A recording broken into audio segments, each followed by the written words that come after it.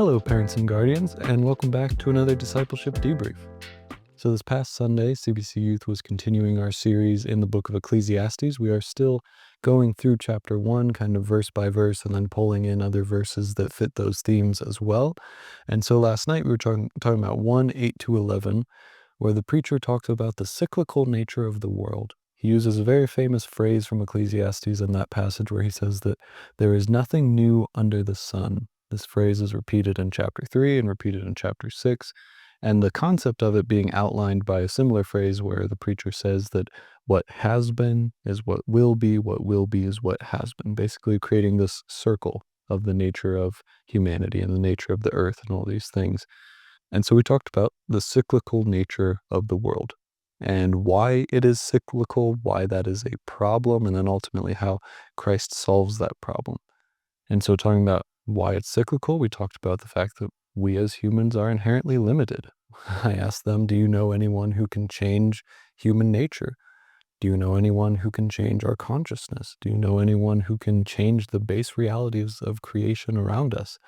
And compared that to Isaiah 40, where God walks through all these questions where he says, were you there when I did this? Were you there when I did this? Have you held the deserts in the palm of your hand? Have you held the oceans in the palm of your hand? Have you given counsel to the Lord? To really highlight the fact that we are limited, and therefore the world will always be cyclical because humans can't break the cycle. We cannot change the base realities of creation around us and the base realities of ourselves, of our nature, of our consciousness, those things. And herein lies the problem. If we are at the center of this cycle of creation, if we are the reason that the world is cyclical, well, that's a big issue because we are sinful beings. And herein lies the problem, is that the cyclical nature of the world is not a good cycle. The cyclical nature of the world is not something to be excited about.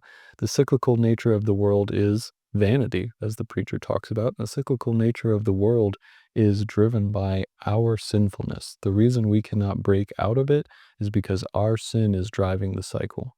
It's what's pushing us in this circular pattern.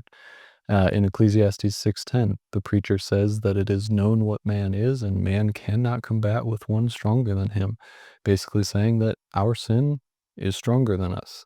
Our sin keeps us in this cycle, and we cannot defeat it. And so progress, no matter how far we progress, this was a big point of the lesson of saying we can change the aesthetics of the world, but we cannot change the world. We cannot change the cycle we are within. Our world looks different than the world of the preacher's day about 3,000 years ago, but it is not inherently different. People are still inherently sinful and always will be, and therefore the cycle will always continue. We cannot look to progress to save us. I said, how foolish would it be if I, as your doctor, came to you and said, you have terminal cancer. Rather than getting treatment, you should just wait it out. You should wait, and with the common good of humanity, it'll go away.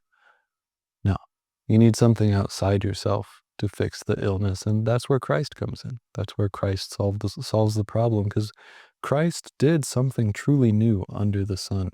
He came as a man, and he obeyed perfectly, and he lived and died perfectly. Something truly new under the sun, something to truly break into that cycle. And so our two applications of this truth was to, one, never be surprised by the sinfulness of the world.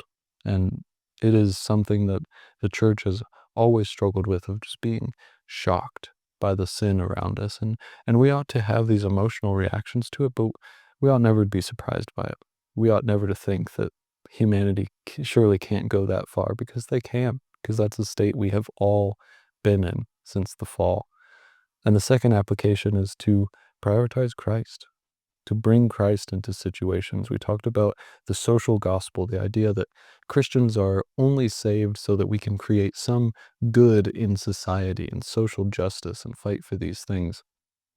And how foolish that is to give up the true gospel for utopia on earth when earth is trapped in a cycle that needs to be broken. So we apply the truth of the cycle of the world by saying, no, Christ needs to be inserted into that cycle. We can't rely on progress to save us, because it will not.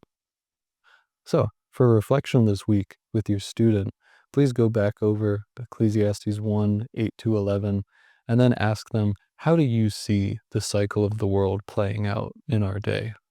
How do you see the cycle of the world playing out in our day, this cycle of rebellion and disobedience and violence and hatred? How do you see the cycle of the world playing out in our day? And on top of that, what are you going to do about it? What are you going to do about it? How are you going to inject Christ and hope into the cycle that you see playing out around you rather than giving into it, rather than joining into it? So that's all I have for you this week. If your student missed the lesson, please look on this YouTube page because they are posted now. Otherwise, reach out if you have any questions or anything, but I'll see you next time.